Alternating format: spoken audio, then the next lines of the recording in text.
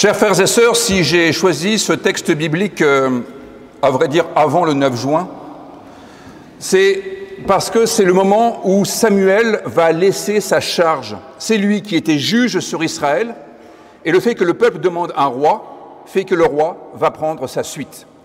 Et c'est donc le moment où Samuel va quitter ses responsabilités. Et juste avant ce passage que je vous ai lu, il fait un léger bilan de son mandat. Et ce qui est intéressant, c'est que le bilan consiste à dire qu'il n'y a pas eu d'enrichissement personnel et qu'il n'y a pas eu de corruption de sa part. Eh bien, frères et sœurs, en 8 ans ici à Montpellier, je n'aurais pas fait creuser ma piscine et je n'aurais eu aucune rétrocommission à chaque catéchisme. Nous pouvons donc passer à la suite du message et arrêter de parler de moi. Il y a dans la suite de cette transition politique ce récit qui est en fait construit sur le principe des traités d'alliance du Proche-Orient ancien. Un traité d'alliance tel qu'il pouvait être contracté entre différentes parties, que ce soit le roi et le peuple, ou entre deux personnes qui voulaient faire affaire ensemble, ou du moins régler la vie commune. Et c'est cette dimension de l'alliance qui a retenu mon attention pour ce matin, en cette période si particulière où, effectivement, je laisse ma charge pastorale à Montpellier, mais période qui est également marquée par l'élection législative, inutile de tourner autour du pot. Pour mettre en lumière ce que ce passage biblique peut nous révéler, j'aimerais mettre en évidence le sens de ce bâtiment, construit en 1870, et qui a une signification qui ne vous saute pas aux yeux peut-être, mais je parle sous le contrôle du directeur de l'école d'architecture, dont je tiens ces informations. Déjà, ça me permet de rectifier quelque chose, de parler de ce temple. Si vous levez la tête, vous verrez qu'il y a un oiseau. Et vous vous dites, ah bah oui, c'est la colombe, le Saint-Esprit, le baptême de Jésus, etc. C'est l'aigle napoléonien, en fait. Donc, restons calmes. Bien. En achetant ce terrain, à l'époque où le maire de Montpellier était protestant et peut-être même membre du conseil presbytéral, 1870, c'est avant 1905, on est d'accord. Le conseil paroissial de l'époque voulait placer la communauté protestante entre l'embarcadère, qui deviendra donc la gare Saint-Roch, et la place de la Comédie, un lieu de socialisation. Et placer ce temple à cet endroit, c'était délibérément inscrire le protestantisme dans la dynamique de la cité. D'une part, pour ce qui concernait les transports, et au fond, l'idéal nomade était bien inscrit dans cette façon de choisir cet emplacement, mais plus que cela, l'art d'organiser les rencontres, de croiser des personnes qui, a priori, n'avaient rien en commun. Et, comme je le dis souvent, c'est le sens d'une communauté religieuse, de faire coexister des personnes qui n'auraient jamais pu se rencontrer autrement. C'était aussi inscrire le protestantisme dans la dynamique de la cité sur le plan culturel, et on pourrait dire qu'aujourd'hui nous sommes un peu entre le Moco et le musée Fabre. C'est quand même mieux que d'être entre les deux larrons. C'est-à-dire être situé là où il y a de l'intelligence, de la créativité, là où nous pensons les conditions d'une vie commune pour aujourd'hui et pour demain. C'est l'intelligence d'une société qui travaille pour faire grandir son humanité. Et pour bien comprendre le sens de ce bâtiment, j'aimerais vous rendre attentifs à ce qui se passera tout à l'heure lorsque vous sortirez. Je vous invite à sortir par cette porte, même si nous profiterons des jardins qui sont derrière tout à l'heure. Lorsque le culte sera fini, que nous aurons eu l'occasion de nous saluer autour du buffet fraternel servi derrière, nous pourrons sortir de ce temple en descendant les marches qui nous conduiront à la rue de Maglone. Et au fond, cet emmarchement a un sens.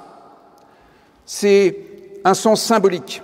Il est destiné à mettre en scène la communauté du temple de la rue Maglone se répandant dans la ville comme une eau qui irriguera chaque coin de la cité. Et c'est ce qui se réalisera tout à l'heure, lorsque nous sortirons. Quelle est donc cette communauté qui va se répandre dans la ville pour la rendre, espérons-le, un peu plus féconde? Eh bien, c'est la question à laquelle ce texte s'efforce de répondre. Ce texte d'alliance qui dit quelque chose sur ce qui nous rassemble aujourd'hui.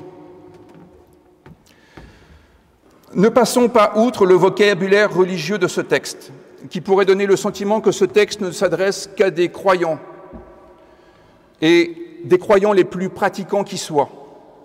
Les textes bibliques ont une portée universelle. Ils ont été composés pour que chacun puisse penser ce qu'est être humain. Et je ne dis pas qu'il faudrait que tout le monde adhère à ce que les textes bibliques disent, mais ces textes sont destinés à susciter l'intelligence pour tout le monde. Cela est vrai si nous sommes piliers de paroisse, il y en a quelques-uns ici. C'est vrai pour celui qui serait tout à fait hostile à tout ce qui touche à la religion. J'aurais tellement aimé qu'il y en ait ce matin, j'en doute un peu.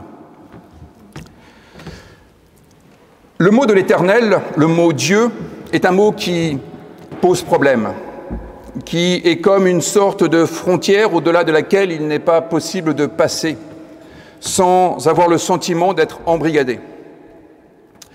Mais j'aimerais me faire l'écho, au fond, de toutes nos communautés religieuses, et puis si jamais je parle mal, vous me corrigerez.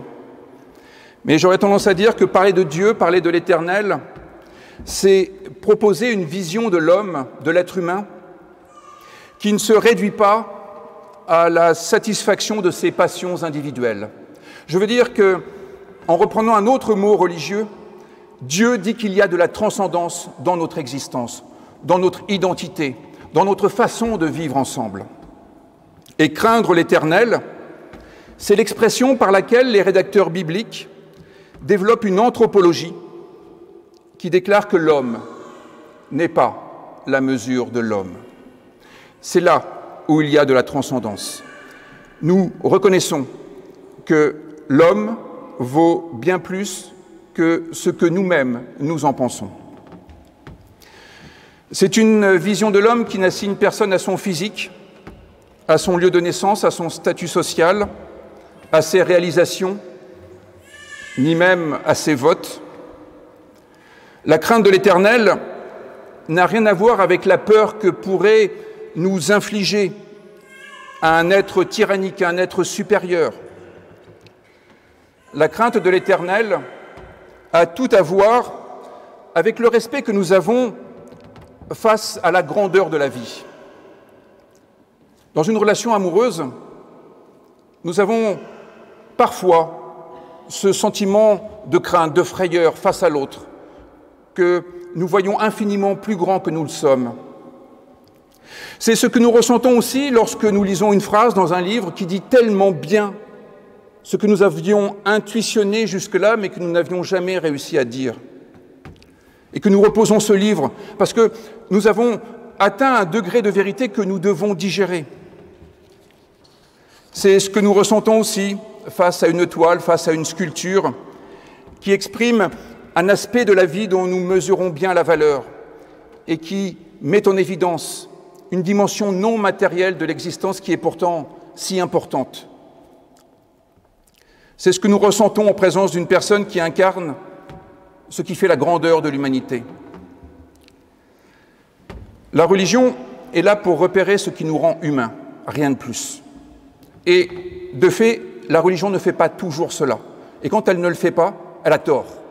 Et c'est là où nous-mêmes, religieux, devons être une instance de régulation pour ne jamais laisser le champ religieux aller à l'encontre de ce qu'est sa vocation, repérer ce qui favorise l'humanité, repérer aussi ce qui la dégrade pour mieux la combattre.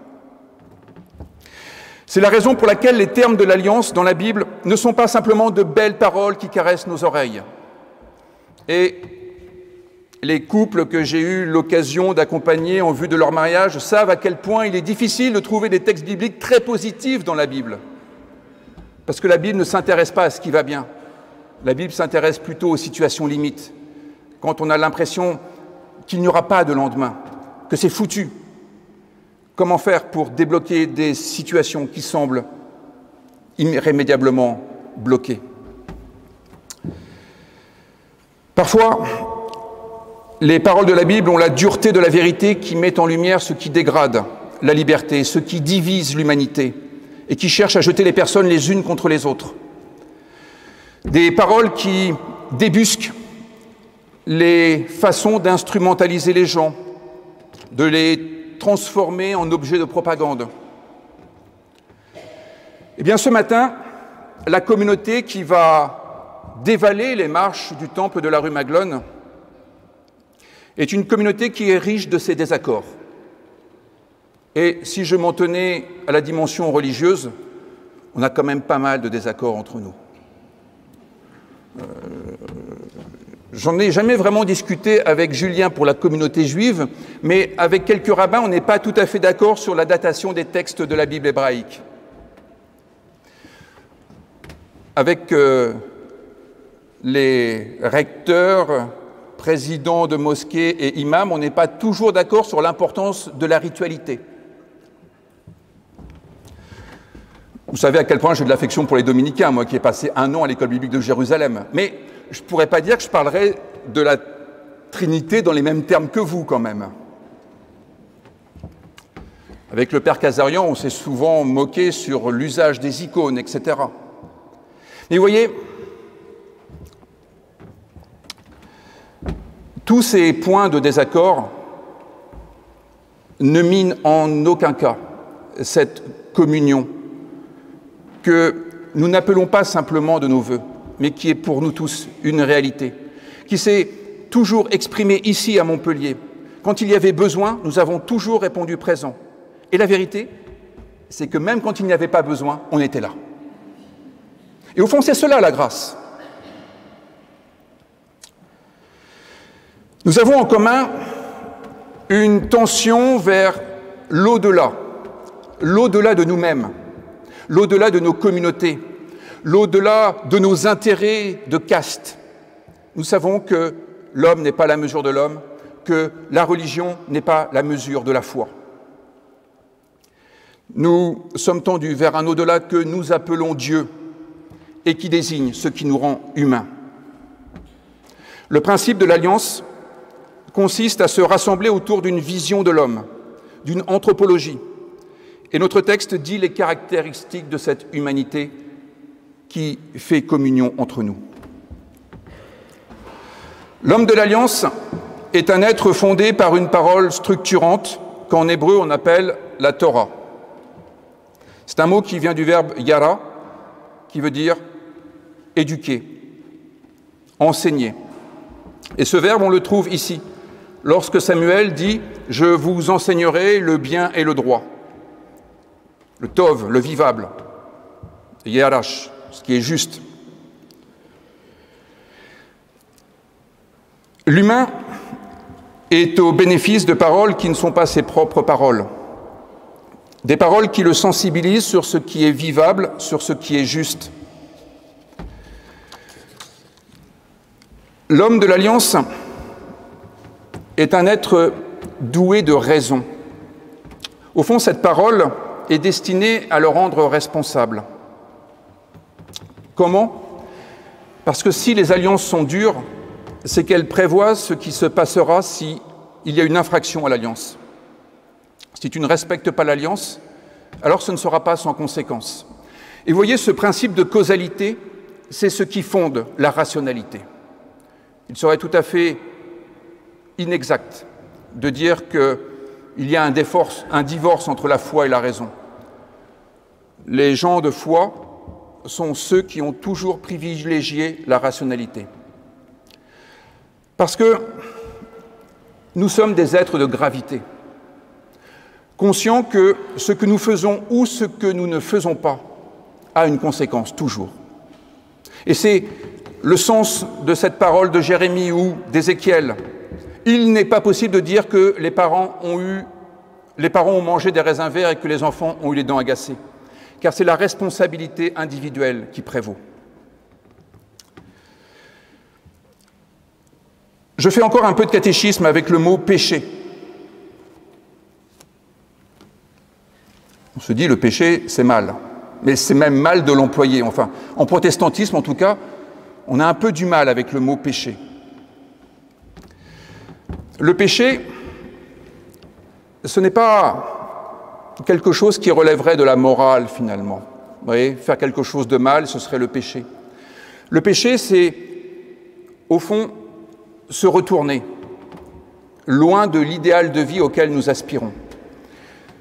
Le péché, c'est le refus d'être tendu vers cet idéal-là. Et quand nous nous retournons, arrive ce que la traduction a appelé le néant, ce qu'en hébreu on appelle le tohu wabohu, le tohu bohu, le chaos. Et au fond, je crois que c'est cela qui nous mobilise dans nos communautés religieuses. C'est de se dire qu'il y a des paroles qui favorisent la vie, il y a des paroles qui favorisent la liberté, il y a des paroles qui favorisent l'entraide. Et quand ces paroles, on ne les entend plus, quand elles ne nous mobilisent plus, quand elles ne nous attirent plus vers l'avenir, alors c'est le tohu-bohu qui prend la place. C'est le chaos. Tourner le dos à l'idéal que Dieu désigne, c'est favoriser le désordre naturel, ce que les scientifiques appellent l'entropie. L'entropie, c'est quand on ne fait rien. Et quand on ne fait rien, eh bien, ça devient le désordre. Ça devient le bazar.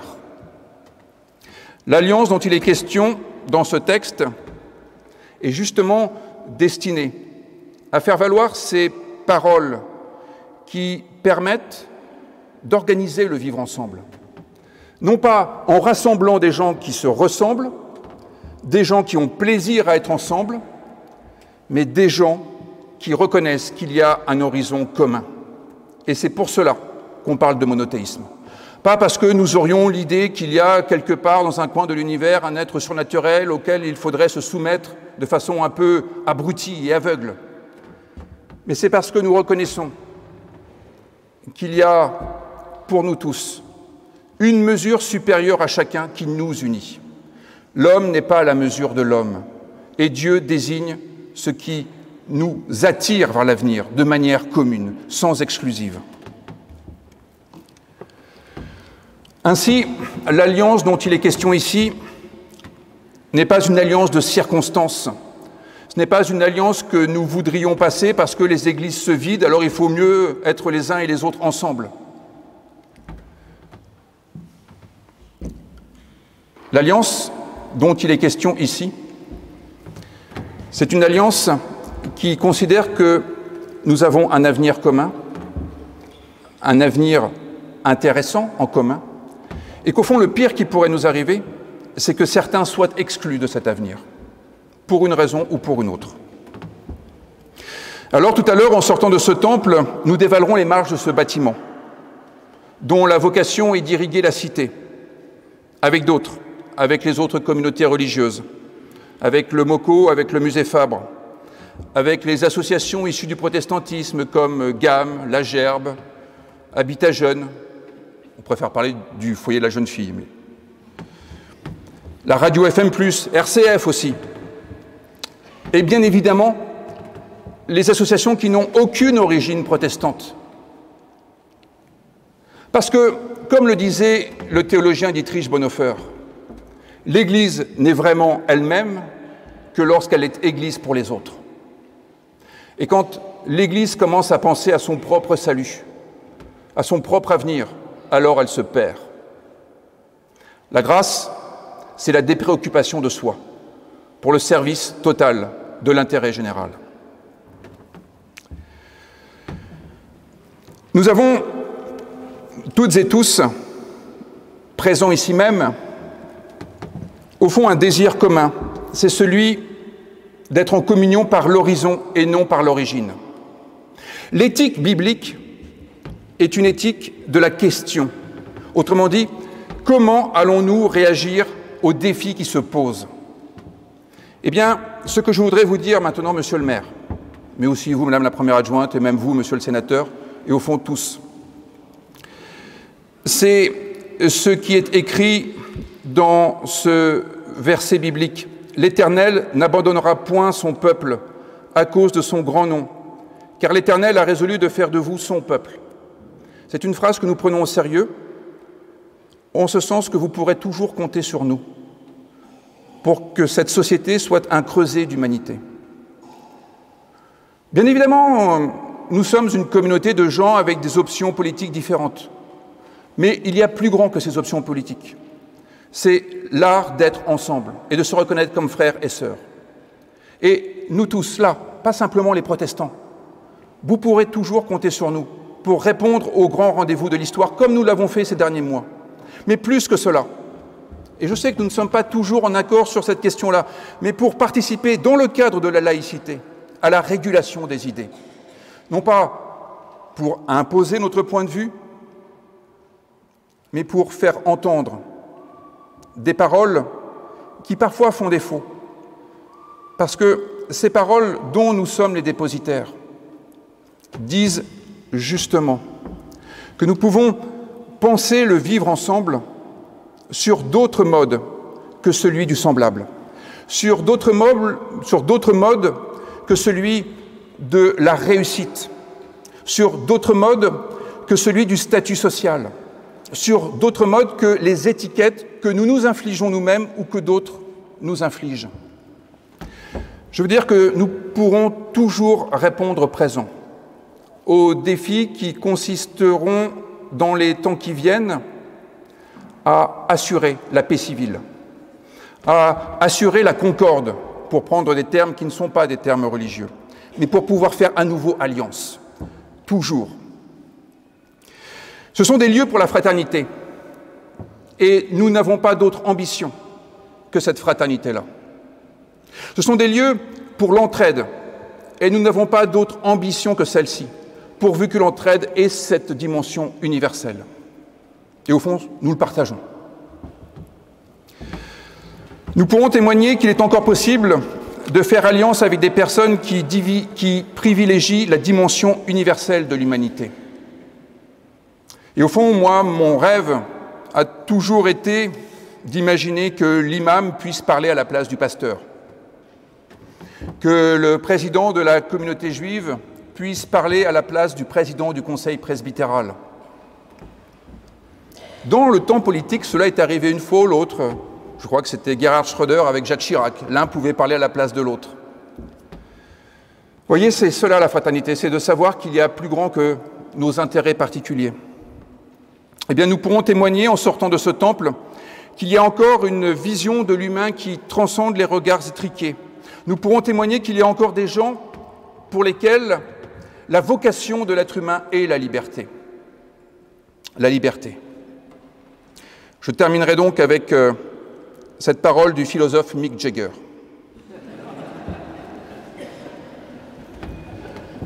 Qu'on ne nous demande pas pourquoi nous avons tellement besoin d'être libres. C'est la seule façon d'être. Amen.